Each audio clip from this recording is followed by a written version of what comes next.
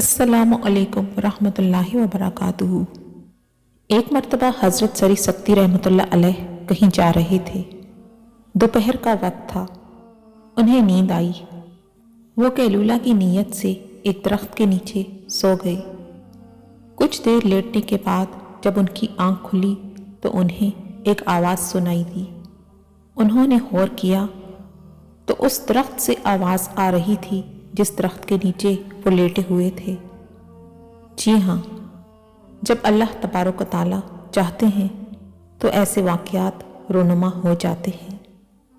दरख्त उनसे कह रहा था, ए सरी सक्ती रहमतुल्लाह अलैह, तू मेरे जैसा हो जा। वो ये सुनकर बहुत हैरान हुए और जब उन्हें पता चला कि ये आवाज़ दरख्त से आ रही है तो आप रहमतुल्लाह अलैह ने उस दरख्त से पूछा, ए दरख्त, मैं तेरे जैसा कैसे बन सकता हूँ?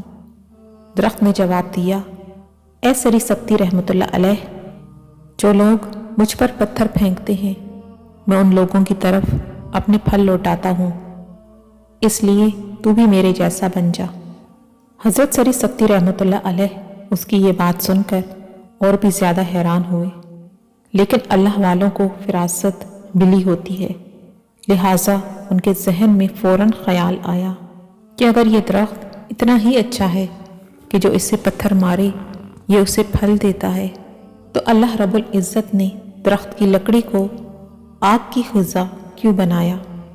लिहाजा हज़रत सरी सक्ती रहमतुल्लाह अलैह ने दरख्त से पूछा कि ए दरख्त, अगर तू इतना ही अच्छा है तो ये बता, अल्लाह तबारक व तआला ने तेरी लकड़ी को आग की ग़िज़ा क्यों बना दिया?